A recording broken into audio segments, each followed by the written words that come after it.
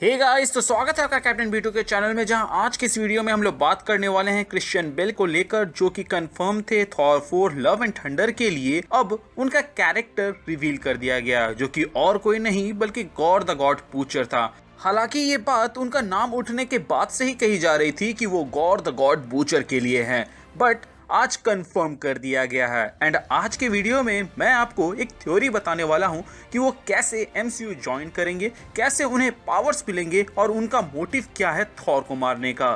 उससे पहले मैं आपको शॉर्ट में उसकी कॉमिक ओरिजिन बता देता हूं, ताकि आपको थ्योरी समझने में आसानी हो। सो गॉर बेसिकली एक नॉर्मल एलियन रहता है, बट एक दिन अचानक से उसके सामने दो गॉड लाइक क्रीचर्स लड़ते हुए क्रैश करते हैं, जिनमें से एक नल रहता है। एंड नल वही कैरेक्टर है जिसने एक सेलेशियल का सर धर से अलग कर दिया था, जो कि सदियों के बाद से नोवेयर के नाम से जाना जाता है, जिसे हम लोग MCU के अंदर भी देख चुके हैं। वैसे तो नल की गाथाओं के ऊपर एक डेडिकेटेड वीडियो बन सकती है, लेकिन अभी के लिए बस इतना जान लीजिए कि वो एक गॉड लाइक क्रिएचर है। वो सिम्बायोट्स का माई बाप है, जिसको आप लोगों ने वेनम मूवी के अंदर देखा हुआ है और स्पाइडरमैन 3 के अंदर भी देखा हुआ है। इसके बाद हमें देखने को मिलता है कि लड़ाई की वजह से ये दोनों गॉड इतने जख्मी हो जाते हैं कि ये एक दूसरे को ढंग से फिनिश भी नहीं कर पा रहे होते हैं। तभी वहां पे गोल्डन आर्मर पहना हुआ गॉड गौर को कहता है कि तुम मेरी मदद करो, जिसके जवाब में गौर कहता है कि मैं तुम्हारी मदद क्यों करूं? तुम उस वक्त कहां थे जब मेरी फैमिली को दर्दनाक मौत मिली? तुम उस वक्त कहां थे जब मेरी मॉम को जानवरों के जैसा मारा गया था?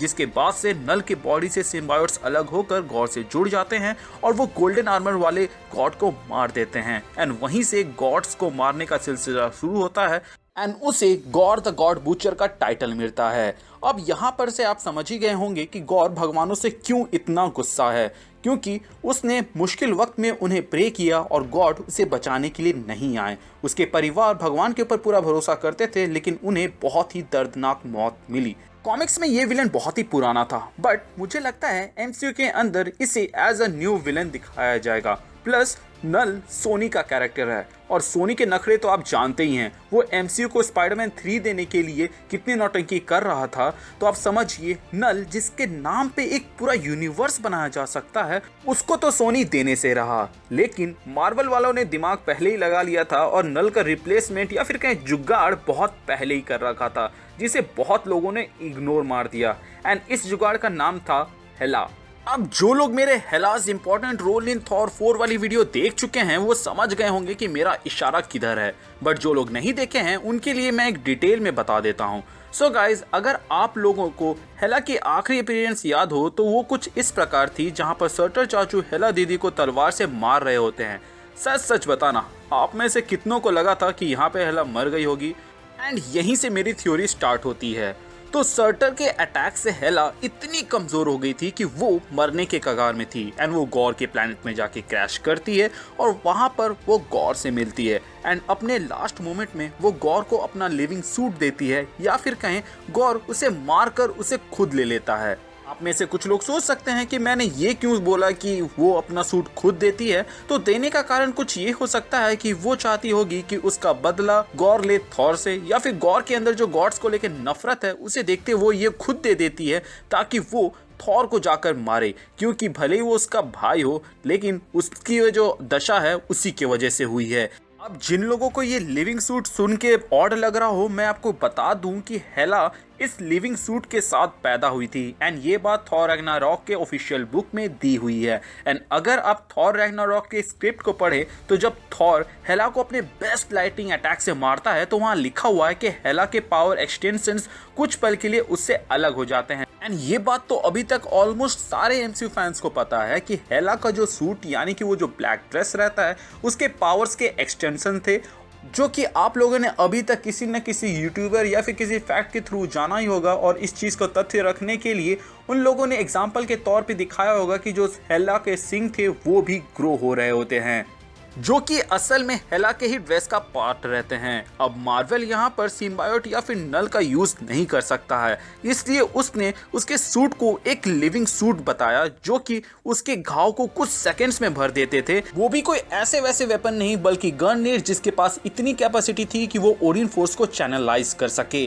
प्लस हेला जो डायलॉग मारती है कि काहे के देवता हो तुम, थॉर रैग्नारॉक मूवी के अंदर, जो कि बहुत ही आइकॉनिक था, वो कॉमिक्स में गॉर मारता है। इसके अलावा जो नेक्रोसवर्ड वो बनाती है वो तक कॉमिक में गॉर का नेक्रोसवर्ड से लिया गया है। तो ऐसे में थॉर 4 यानी कि लव एंड थंडर मूवी के अंदर गॉर को उसके कॉमिक वाले गॉर के जैसा ही पावरफुल बनाना है, तो हेला के पावर्स इसको देने होंगे, जो कि एक सही ऑप्शन भी है। एंड इससे उस कैरेक्टर को जस्टिस भी मिलेगा जिसकी कॉमिक की चीजें हेला को दे दिए गए थे, यानी कि गॉर को। इसके अलावा गॉर का मोटिव कॉमिक्स के जैसा ही सेम रहेगा कि वो गॉड्स को इसलिए नफरत करता है क्योंकि जरूरत के टाइम जब लोग उसे प्रे करते थे तब गॉड्स उन्हें बचाने के लिए यहाँ पर नहीं आते हैं।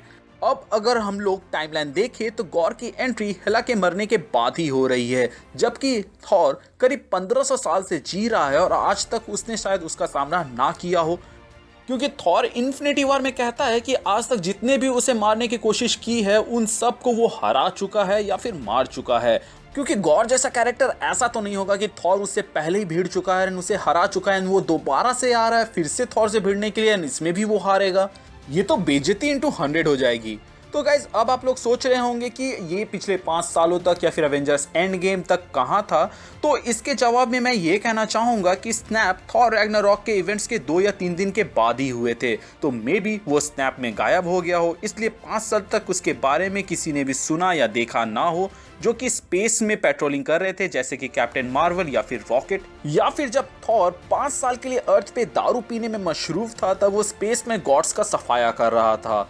एंड ये चीज वो कैसे मार्वल सिनेमैटिक यूनिवर्स में दिखाएंगे ये तो मार्वल वालों की क्रिएटिविटी के ऊपर है, क्योंकि अगर हर चीज मैं ही बता दूंगा तो मैं अभी तक मार्वल सिनेमैटिक यूनिवर्स का एक पार्ट ना बन जाता। सो गाइज आज के लिए बस इतना ही। कैसा लगा आपको मेरा ये थ्योरी आप मुझे कमेंट सेक्शन के जरिए बता सकते हैं कि गॉर को उसके पावर्स हेला से मिलेंगी, या फिर आपके पास कोई थ्योरी है जिसे आप डिस्कस करना चाहते हैं तो आप उसे कमेंट सेक्शन के जरिए यहाँ पर बता सकते हैं या फिर इंस्टाग्राम में मैसेज कर सकते हैं और डिस्कशन कैरी ऑन कर सकते हैं। बाकी नेक्स्ट आप किस टॉपिक के ऊपर वीडियो देखना चाहते हैं आप मुझे कमेंट सेक्शन के जरिए बता सकते हैं। चैनल पे नए हैं तो चैनल को सब्सक्राइब कर दे ताकि ऐसे ही ऑसम थ्योरीज आपको पता चलते रहें, और अगर आप पुराने हैं तो प्लीज चेक कि आपने बेल आइकन दबाया है या नहीं, कि ताकि जब भी मैं कोई वीडियो डालूं उसका नोटिफिकेशन आपको जाए।